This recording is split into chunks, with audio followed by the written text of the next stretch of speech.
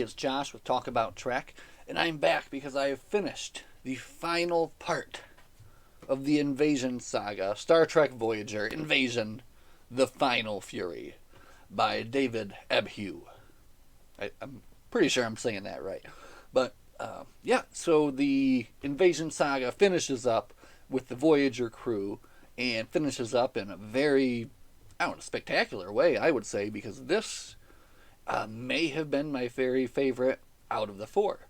Of course, all four were very different, and even though they all covered the kind of same basic theme, they all kind of had different ways of looking at it, and this one was very interesting. So let's just kind of jump right into it here. The Final Fury. For ages they have sought to claim our worlds. Now at last we take the battle to them. Far from the Federation's desperate war against the invading Furies, the crew of the USS Voyager encounters something they never expected to hear again, a Starfleet distress call. The signal leads them to a vast assemblage of non-humanoid races engaged in a monumental project of incredible magnitude.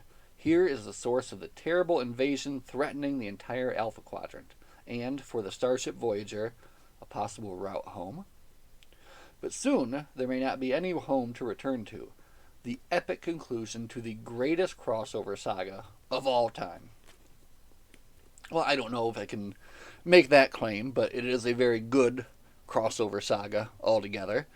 And I think this was an excellent way to wrap it up. And also to kind of, I don't know, maybe fill in some of the mystery from the first three books and just kind of give you a whole different look at this very strange, group of people, the Furies, So, the cover here, actually I was looking into this, is part of a giant poster done by the great Keith Birdsong. And this features Janeway and Chakotay, and all of them have the captain and the first officer on them. But this is kind of maybe like a B'Elanna Torres featured book, more than anything. It takes place in the earlier seasons of Voyager, so people are still kind of dealing with the whole Maquis Federation thing and getting along, and there's still this little bit of kind of, I don't know, B'Elanna's not, always worried that she's not good enough or whatever. So, and that kind of plays into the whole story there as well. So, there's some great. I like the follow up that you get in this book from the TNG book, The Soldiers of Fear, which with the Soldiers of Fear ended with Lieutenant Redbay, who is one of Will Riker's friends, getting lost in the wormhole, saving the day at the end of the story. And this story does kind of pick up what happened to him in his story. So, it features, I would say, like I said, B'Elanna Torres, Janeway, Tuvok has some moments in it as well, and Neelix plays a big part in the beginning, which I thought was really, really, really, really well done, because I don't know, people kind of get down on Neelix maybe, but I always liked him. And in this book, the writer kind of gives him a little chance to shine, and just kind of also maybe poke fun at some of like the things that you think about when away teams go down. So that was good too. Then the book gets into some very, very kind of deep stuff as well, and you're like, wow, like the things that they're talking about doing, it really kind of takes you for a ride. So, really interesting, really fun, and again, just you don't even really need to have read the rest of the Invasion Saga to enjoy this. And I would say it's actually the same of any of these four books. They are good enough to stand alone, but of course, read together, they do tell this wonderful story, and you're kind of getting all these different bits of information and different sides. So, yeah, The Final Fury was fantastic, and I would recommend that you read it. And every time again, I jump out, and it just makes me want to read more Voyager. So, looking forward to reading more Voyager. I've read number 9 so far, and that's really about it. So, but just a lot of fun. So, uh, that's the end of the spoiler or non-spoiler section of the talk here tonight. From here on out, we'll just kind of go into the story. And again, I will say I read this over the course of 8 days, and I was pretty deeply invested in playing Baldur's Gate 3 at the same time. So it's like, you have these two things going on in your head. So I didn't quite take the best notes, and I might get some of the details mixed up in my telling. However, I think we'll get there in the end, and that'll be fine. Let's go first off to the book about books, where the author says basically what he likes to do is when he comes into these books, he likes to do something like kind of crazy. So in this book, he puts the Voyager crew in a situation to commit genocide. So I mean, it gets really like deep there in that part of the book where they have to make this decision. Do we kill this entire race or let them complete their plan? But I'm getting ahead of myself. But the author's great, and I've read a couple other books by him as well, I think. So, but the story starts out with the crew of the Voyager still kind of running into trouble. Their inertial dampers are down, so they're kind of working things over. They're having some trouble with that when they detect a distress call from a Starfleet shuttle. They head to the system, and they are pretty amazed to find this. It's a system where the sun has been kind of encased with this like webbing of wires, and then there's just one large planet, and then a moon, and they trace the ion trail of the shuttle to the moon and figure it must have crashed there. So they kind of touch upon in the beginning again like B'Elanna's doubt in herself, and that kind of comes full circle in the thing. So what the heck? Oh yeah, so they get to the planet and they decide that they should have Neelix kind of represent. Neelix was the one that made the initial kind of reaching out. They didn't want to kind of give away too much about who they were, so they kind of went undercover, and they were claiming to be like a trading vessel called the Night Song. That's interesting. And Neelix was the captain, so they reached out just in kind of to find out more information, and they were able to get permission to beam down a small party.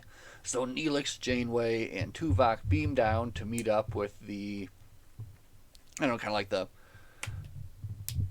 like the greeter for the group, Navdak. Now, the Furies are described in the other books as basically like the monsters from our myths and legends, devils, gargoyles, that kind of thing. So this Navdak is one of the devil type, basically looking like like the ancient depictions of like Satan or something like that. And once Janeway and Tuvok lay their eyes on him, they're kind of like struck dumb with this fear, this genetic fear that comes from thousands and thousands of years ago, from when these creatures like ruled over and enslaved everyone. And this does not at all affect Neelix, since he's from the Delta Quadrant and doesn't have this ancient fear. So first off, it's great they brought Neelix along because he's able to kind of save the day at this point. But this is a good part of the book too, because they have little parts where they're going through each of the characters' fears and like how they're feeling and how this guy, just by talking and looking at them, is making them feel. They're able to luckily kind of keep it together enough to walk quietly behind Neelix while the two are chatting, and they're just kind of chatting about random things. But it's just interesting. It's an interesting scene where you have Tuvok and Janeway like fighting and fighting and fighting against their fears, to get to a point where they can even talk to this guy and like ask him a question.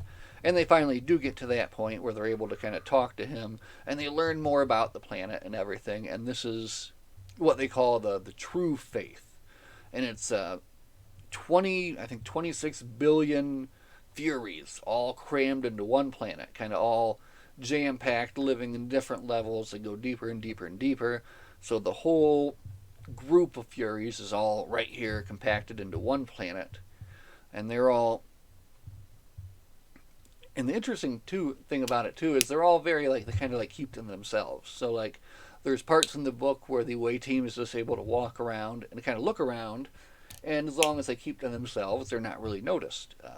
Nobody else is kind of looking around. It's kind of part of their mindset, I guess, just to kind of keep to themselves. So, but anyway, they're eventually found out as who they are when they're sent to meet the autocrat. And the autocrat is like kind of the inquisitor who would normally be like, talking to different Furies. So he has this room that's set up to be all bright, which would be like scary for a Fury, if you know what I mean. So it's kind of interesting there too. But anyway, he figures out who they are and throws them in jail, takes away their communicators, of course, and this is the really good Neelix part that I was talking about earlier, because they get down and they're like, what are we going to do? How are we going to get out of here? They're trying to think of options. And then Neelix is like, well, didn't any of you guys bring an extra communicator? And Tuvok is like, well, no. Did you? And he's like, of course, I brought 9. And like he takes off his boot and he pours his boot out, and he's got like 9 communicators or something, and he's got a whole bunch of communicators. And Tuvok is like, well, it'd be nice if you brought a phaser too or something. And he pulls off his other boot and he pours it out, and he's got a little phaser in there too. And I was like, oh man, that was one of the funnest parts of the book for me, was just this like Neelix kind of showing up, Starfleet. And yeah, why don't they have more backup redundancy equipment for that inevitable moment when the bad guy rips the comm badge, off of their chest, So Neelix saves the day. They're able to actually use like the light, and they short out the lock, and they're able to escape. And from there, they get into one of the local computer systems, which kind of brings some attention to them. So they start getting chased at that point. But they find where Lieutenant Red Bay is. So they go and they are able to rescue him and get him out of there. A little bit of a fight scene, and Neelix shows off some skill there as well in the fight scene. But they get Red Bay out of there, and they're able to get away for now, and they're kind of on the run. Now, up in orbit, Chakotay's in command of the Enterprise. Yeah, no, he's in command of the Voyager, of course, and now some Fury ships are coming after him, so he's got to hightail it out of there, and they come up with a plan to fly into the sun, and use metaphasic shields to make the Furies think that they've, blown up or ran away, basically. So they do that, and it works out, and they're able to convince them they're gone, and they kind of go to the other side of the sun and hide, and wait for a chance to communicate with the away team. Now they're able to do that. They kind of sweep in, beam them up, save the day at the last minute, and then from here, the story just kind of gets like, that's the last interaction with the Furies, really. Like, face to face. The rest of it is very interesting. So basically what they find out is that they go and they investigate this artificial moon. They've actually done that before already. And they discover that this moon is some kind of giant energy collector. So, over time, they're able to work out, through classic Star Trek logic, what the Furies are trying to do here. And what they're trying to do is to create a wormhole. And initially they thought it was a wormhole to send like a fleet through or something like that, like they have been doing. But no, this is a wormhole to send their entire planet of 26 billion Furies directly to the Alpha Quadrant. So that's the plan. Now, they've kind of brought Red Bay back around, but he is not himself anymore. He has been tortured and tortured and tortured by what the Furies call their terror beam. And the terror beam basically makes you so terrified that you will instantly debase yourself to these people and do anything they ask of you. Basically, you willingly become their slave so that they will shut this thing off. And this is what they plan on turning on the whole Alpha Quadrant once they send their whole planet through. So here is the dilemma. What are they to do? They could try to hitch a ride with the Furies back to the Alpha Quadrant and warn them before they do anything, or they could find a way to sabotage the moon to make it so that the big part of this story is that the sun is triggered to go supernova. And when it does go supernova, that collected energy is going to go to the moon. The moon's going to shoot it out, make a wormhole, suck off the planet, and send it through there. And that's what's going to happen. So they need to find a way to disrupt that. So B'Elanna and Lieutenant Red Bay are sent on basically what kind of seems like a suicide mission. They kind of have a feeling that it's going to be really hard to get out of this, to get into the moon and somehow, some way, sabotage it so that the wormhole does not open and that the supernova will blow up the entire Fury planet. So they do have a couple of really nice chapters where they're debating this decision, like what to do. And it's a really heavy decision. This is 26 billion people, a whole planet full of children and women, children, everybody. It's their whole combined, not just one race, but multiple races, of these beings, these evil beings, yes, of course. But so they do have these kind of scenes where they're going back and forth and debating what they should do. And there's a lot of really interesting and well done writing here in this part as well. And especially a good scene by like the EMH, who comes in and compares it to like triage and actually kind of is one of the votes to say, that we have to do it. We can't let them go to the Alpha Quadrant because then countless more people would be killed. So, in the end, of course, it is Janeway's decision, but she does come up to the decision to go ahead and sabotage the moon. So that's when they send Red Bay and B'Elanna in there, and while they do that, the Voyager has to try to distract the rest of the Fury fleet, who's now on their tail. So here you do have some nice kind of space fighting scenes, and there's some interesting stuff they do with Lieutenant Carey, who was like the Starfleet engineer who was maybe in the running for chief engineer in the beginning of the show, and he develops a kind of a shield frequency or a way to deflect the shields so that the Fury beam can be deflected away from the ship. So with these shields and these kind of other things, and Janeway helping out in engineering, they're able to hold off the Furies long enough. The shuttle makes it into the moon, and they are able to fight off and engage enough Furies to make that possible. So then the story goes back inside the moon. They get in there, they beam into the moon, they send the ship back out, and the ship gets destroyed. So now they're in the moon for good. Their escape plan is they're going to get to the far side of the moon, away from the sun, when it goes supernova, and jump out as far as they can and hold their breath and hope for the best. So, wow, that's not the greatest escape plan, but that's all they've got. So then basically the whole end of the book is kind of B'Elanna and Red Bay kind of messing things up down there in the interior of the moon. They find one spot that they do a little bit of damage and sabotage to. They look at another spot where B'Elanna's like, I think this might be the way. And basically they decide that there's too much, like too many redundancies and things to sabotage. They can't just make the thing blow up. So B'Elanna comes up with the idea, if we can't blow it up, maybe we can redirect it or something. So they find the possible circuits to do that. They work as quickly as they can, kind of right down to the last minute, to rewire some things, and then they got to start getting ready for the exit. They head up to the exit.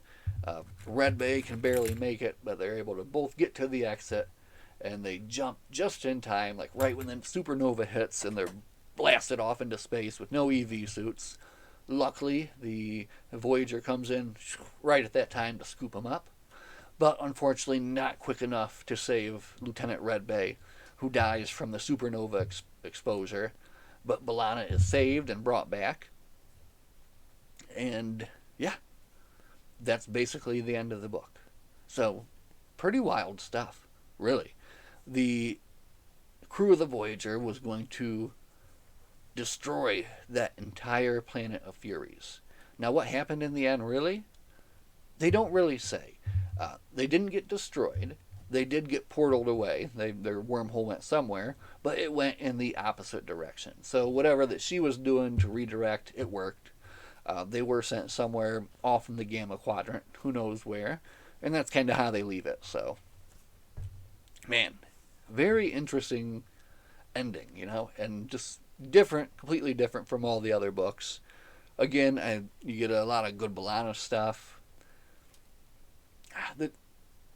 I feel like the stuff on the ship was fun, but it was just more interesting. I think just the maybe like the dilemma that they were facing, and then I would have liked to seen more on the Furies planet as well, because I think that was kind of something that I think I was expecting actually more, that this would kind of maybe fill in the gap, more information about them, but it didn't, and that's okay because it told a kind of a different kind of story, which was interesting in its own way. So very good and very fun. So that was Invasion: The Final Fury. I had a good time reading it, and I think that you probably would too.